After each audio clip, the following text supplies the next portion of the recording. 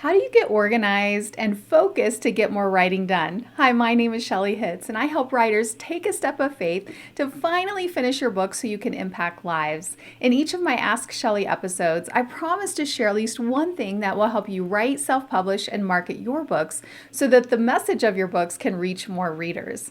So today, I'm answering a question that I received that was, how can I get organized and focused to get more writing done? I think that most writers are thinking about this. I mean, it's just what needs to happen, right? As a writer, you need to write. And yet there's so many distractions, there's so many obligations in our lives and commitments and all of the things. And so it is difficult to get organized and focused, but this is also a topic I love to talk about, and I could probably talk about it all day. But I just chose 3 things to focus on in this particular video. So the first is an organized writing space. And it is amazing how clutter can cause stress, but then it also can cause you actually to not want to go into that space to write. So whatever your writing space is, look around and say, okay, is it cluttered? Is there stuff piled everywhere? And maybe just set a timer for 25 minutes. Use the Pomodoro Technique. We use this in our virtual writing retreats every month in Christian Book Academy. It's an experience where we do group writing together. You can work on anything. And we use 50 minutes and then a 10-minute break, but the standard Pomodoro is to set a timer for 25 minutes, then take a 5-minute break. And so just set a timer for 25 minutes and tell your brain, I'm going to get my writing space organized in this 25 minutes. It's amazing what you can get done when you have a deadline. It's like kind of like what you get done before you go on vacation, all the things that you have to do. It's amazing the productivity we can have at that time. And so it's a similar concept. Set your timer for 25 minutes and clear up your writing space so that it's organized, so that you know exactly where to get your journals, your pens, your paper, so you know where your reference materials are, whatever it is that you have there. A timer is a great thing to have right there to your computer, obviously, if you're typing it out, or your notepad if you're writing.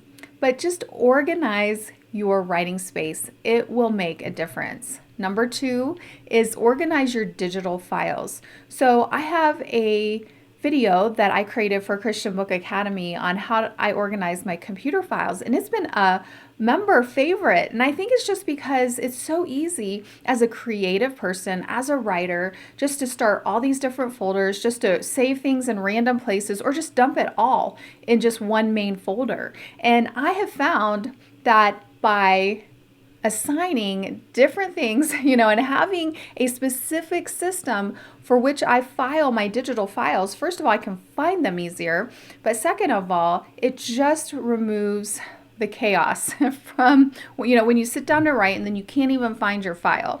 So this is something that I learned years ago, and it has served me so well. But on a Mac, your files don't automatically sort in alphabetical order, so I just use a numerical system. 1-this, 2-this, 3-this, and I'll have like one main folder for every book, and then I'll have a folder for my first draft. I'll have a folder for my final draft and the final book files. I'll have a folder for the book cover. I'll have a folder for information for reviewers and review copies. I'll have a folder for other miscellaneous things. But then you have everything nice and organized, and you know exactly where to find it. Now, I will say it can take time to organize your files because they might have been in chaos for a while. So don't feel like you have to do everything right now. Whatever project you're working on right now, what is the writing project you're working on right now? Set up a folder and set up some different, whatever you want to do for that, set that up for that project and start using the system now. And then keep using it moving forward. And as you go back to other projects or as you do other things, implement the system. But don't feel like you have to go and just organize your whole computer in order to do this. No, just again, set your timer for 25 minutes and set up a system, decide how you want to set it up. If you're a Christian Book Academy member, check out my file or my video on organizing files. And if you're not yet a Christian Book Academy member, come join us at christianbookacademy.com. We would love to have you. And so set a timer for 25 minutes, decide how you will organize this particular project, and set it up. Set up your computer, whether it's Google Drive, whether it's your main computer drive, and then always have backups. I heard somebody say at a writing conference, even Jesus saves, right? As kind of a joke. But I've been doing this long enough, and we've had members lose complete book files, like manuscripts and all of the things. Like, I really recommend a cloud backup of some sort. If you have a hard drive backup, there's so many different ways you can do it, but make sure you also have backups. So the first thing is to organize your writing space, have a decluttered space. It'll just make you feel like you actually want to go into that space.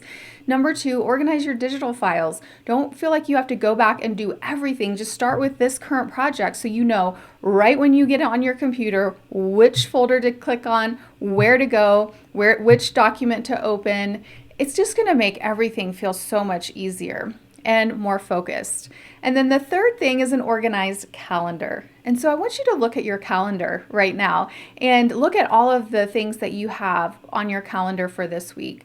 What kind of obligations do you have? Obviously, if you're working, there's going to be stuff for work. If you have children or grandchildren that you're having to take to school or that you have to take to events, you may have church things that you're committed to. But look at all of the things that you have going on. And what I like to do is I like to have themed days or try to organize similar tasks in similar chunks of time. So it's easy to just let life, tyranny of the urgent, and let life take over, and then you're not in control of your calendar. Your calendar is in control of you. So instead of doing that, like I set aside Fridays as like my appointment days. So that's the days that I go to the dentist, go to the chiropractor, I get my hair cut, and all of those things are on Fridays. If I would let those slip through, and I have in the past, on all the other different days, it would take out chunks of time that I could then spend working and writing and all of that. So consider that. Also consider what is for this season right now on your calendar. You may have been a volunteer in a certain capacity for the last 10 years. Maybe that particular volunteer opportunity, maybe it's not for now, right now. Or maybe it's, you're going to step down from that for right now so you can open up some space to write your book, but then you'll come back to it later. So you can always come back to it, but there might be just something that it's time for that to come to an end. Maybe that opens up 2 to 3 hours one evening that then you can use that for writing. So I always say we need to learn to say the 2-letter word no more often. Setting boundaries is so important in order to get writing done. And so when you schedule your writing on your calendar, schedule it like a doctor's appointment. And I want you to think, like, what would it take for you to cancel a doctor's appointment? What would it take? Like, you would have to be really, really sick. There would have to be an extreme family emergency. So when you schedule your writing, think of it in that way. And if somebody asks you to do something or, something comes up, say, I would love to, but I already have another commitment. You don't have to say what that is, but your commitment is to God. It's to your future readers. It's to your manuscript. And, if you keep just allowing anything and everything to take up that writing time, it's just never going to happen. So you have to set these boundaries and yet be flexible. Obviously, if there's something that comes up that's a true family emergency or that you need to be there for a friend, of course, that comes first. But again, think of the whole thing of when would you cancel a doctor's appointment, and use that as kind of a guiding compass, and make sure that you're guarding your writing time on your calendar. Block it out, mark it off, make sure all your family knows this is a time that you're not going to be doing anything else.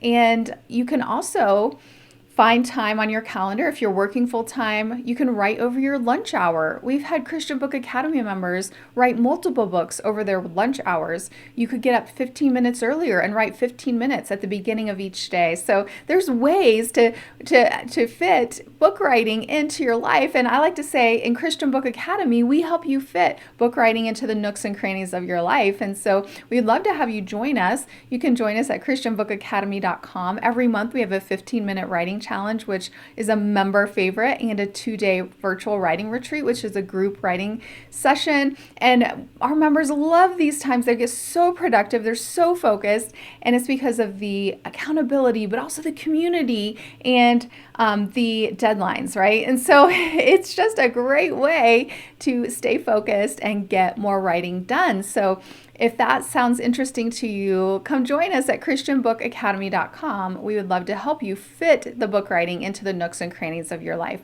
We also have progress pods for accountability, where you meet with a group of writers every week and you just set your next tiny step. We've hired an accountability expert and use his system, the Next Tiny Step system, and it is powerful. So we are cheering you on. Again, as a recap, I encourage you to organize your writing space. Number 2, organize your digital files. And number 3, organize your calendar, because we want you to get organized so that you can be focused and get more writing done so you can finally finish your book and impact lives with the message God has given you. We don't want you to take your book to the grave, but we're here to help you give birth to your dreams and birth and life to your book. So we are here for you and encourage you to join us at christianbookacademy.com.